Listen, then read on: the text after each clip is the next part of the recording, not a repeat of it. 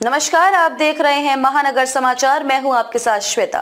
तो चलिए रुक करते हैं आज की बड़ी और प्रमुख खबर पर। जिस इलाके में मिलेगा हुक्का पार्लर, उस एरिया का पुलिस अधिकारी नपेगा। फडणवीस का बड़ा ऐलान, जाने वजह। हुक्का पार्लर और ई सिगरेट का चलन राज्य में तेजी से बढ़ा है।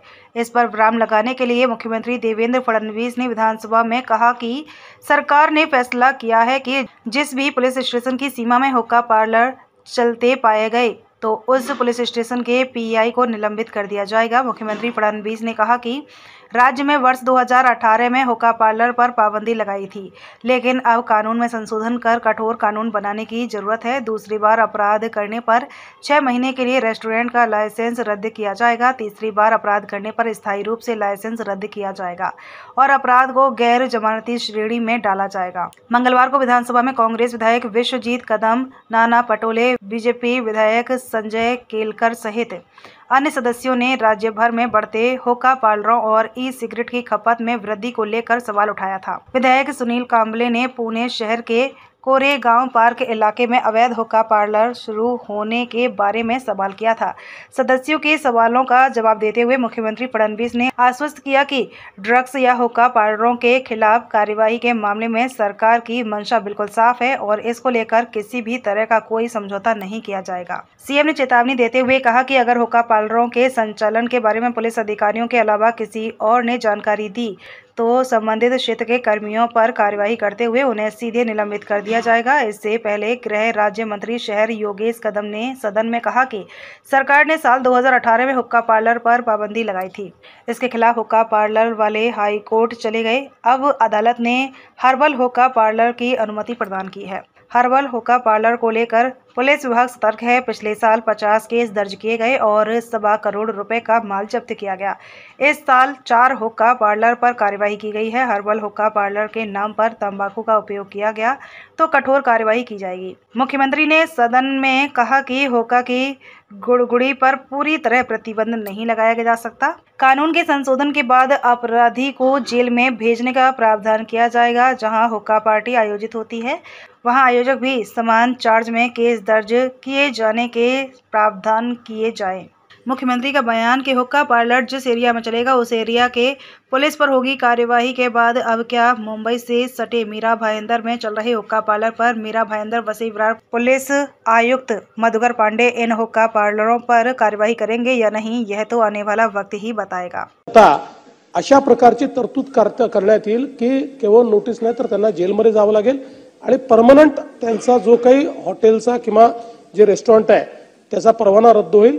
आणि तिसरी एक महत्त्वाची गोष्ट आपण लक्षात आणून दिलेली आहे की अशा प्रकारच्या पार्टीज या सोशल मीडियावरनं त्या ठिकाणी ऑर्गनाइज होतात आणि मग तिथे हुक्का पाठवला जातो। त्यालाही जे काही प्रोव्हायडर्स आहेत यांनाही सेम ऑफेंडर पकडून त्यांच्यावरही कारवाई करण्यात येईल।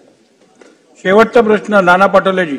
अध्यक्ष महाराज, कुंपण शेत खाते अशा पद्धतीचं चित्र आहे। अध्यक्ष महाराज, मुख्यमंत्र्यांचं उत्तर हे खऱ्या अर्थानं या पद्धतीचे अवैध पार्लर जे हुक्का पार्लर आहेत ते बंद करण्याच्या दृष्टिकोनातून आहे। नवीन भूमिका त्यांनी व्यक्त केली, त्यांचं स्वागत करतो। पण अध्यक्ष महाराज, कुंपण शेत खाते याचा अर्थ पोलीसच अध्यक्ष महाराज या पद्धतीच्या सगळ्या अवैध कामाला संरक्षण देताना आपण पाहिलेलं आहे आणि ते सगळ्याच लोकप्रतिनिधीला माहिती आहे। जसं तुम्ही हुक्का पार्लरच्या त्या लायसन्सवर आणि त्या व्यक्तीवर कारवाई करणार तसं त्या पोलीस स्टेशनच्या अंतर्गत येणाऱ्या अशा अवैध आणि या पद्धतीचं पिढ्याने पिढ्या बर्बाद करणाऱ्या पोलिसांवर काय कारवाई करणार त्या पद्धतीची भूमिका आपण स्पष्ट कराल। पोलिसांनी जर हुक्का पार्लर उघडकीस आणला तर कारवाई होणार नाही, पण इतर कोणी जर तो उघडकीस आणला तर त्या ठिकाणचे जबाबदार सगळ्या पोलिसांवर कारवाई केली जाईल। सिद्धार्थ शिरोळे। प्रश्न मला फक्त आदरणीय मुख्यमंत्र्यांना विचारायचा आहे की साधारणतः हा जो सबस्टन्स अब्यूज असतो हा आपल्या ब्रेनशी खेळतो आणि त्याच्यामुळे ह्याचं जे मेजर ऑफ क्राईम आहे म्हणजे आपण म्हणता की जसे आपले क्राईमचे रेकॉर्ड नोंदणी वाढली तसं कन्व्हिक्शन रेट वाढत गेलं। तर आता ड्रग्ज किंवा या सगळ्या अंमली पदार्थांचं जे जसं केळकर साहेब म्हणले की ज्या पद्धतीने ऑन रेकॉर्ड नोंद होती त्याच्याबद्दल आपल्याला सॅटिस्फॅक्शन आहे का की खात्याच्या माध्यमातून मॅक्सिमम आणि जास्तीत जास्त व्याप्तीची नोंद व्हायला लागली जेणेकरून आपल्याला हे मेजर करता येईल ज्याप्रमाणे मेजर केलं तर अॅनालाइज करता येईल तर इम्प्रूव्हमेंट करता येईल. ह्या बाबतीत गृह खात्याचं जे आता क्राईम्स ज्या ह्या सगळ्या घडतायत ह्याच्याबद्दलची नोंद ही समाधानकारक होतीये का? नोंद होण्यापेक्षा कारवाई होणं अधिक महत्वाचं आहे. त्यामुळे आता आपल्याकडे काही असं मापक नाही आहे की किती इन्सिडन्सेस आहे आणि किती नोंद होते आहे. अशा प्रकारचं आता कुठलंही आपण सोशल त्याचं ऑडिटिंग करत नाही.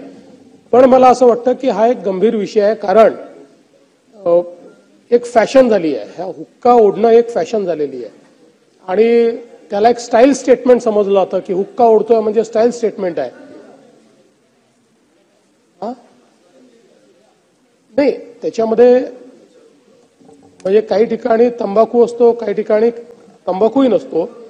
पण अलीकडच्या काळात त्याच्या आड लोक त्यातनं अजून नार्कोटिक पदार्थ म्हणजे गांजा बिंजा किंवा जे काय चिलीम जशी ओढतात तसं काहीतरी त्याच्यात टाकून ते ओढतात, नशेचं काहीतरी करतात. आणि म्हणून एक प्रकारचं स्टाईल स्टेटमेंट देखील झालंय. म्हणजे असे इन्सिडन्सेस आपल्या लक्षात आले आहेत की एखाद्या ठिकाणी छापा मारल्यानंतर शाळेतली मुलं देखील त्या ठिकाणी आढळलेली आहेत. आणि म्हणूनच आपण 2018 साली हा कायदा केला होता.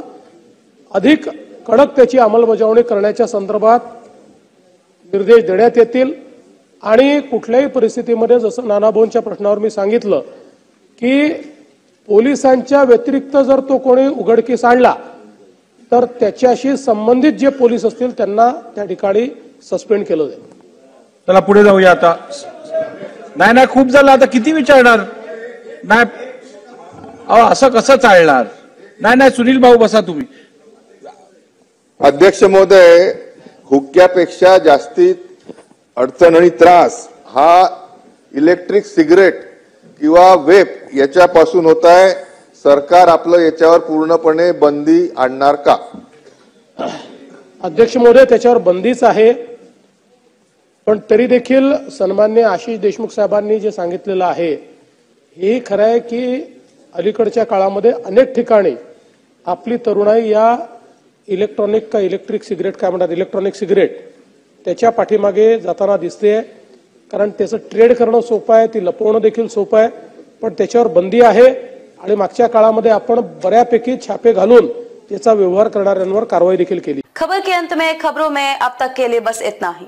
फिर होगी आपसे मुलाकात ऐसी ही बड़ी किसी खास खबर के साथ. तब तक के लिए नमस्कार और देखते रहिए महानगर समाचार.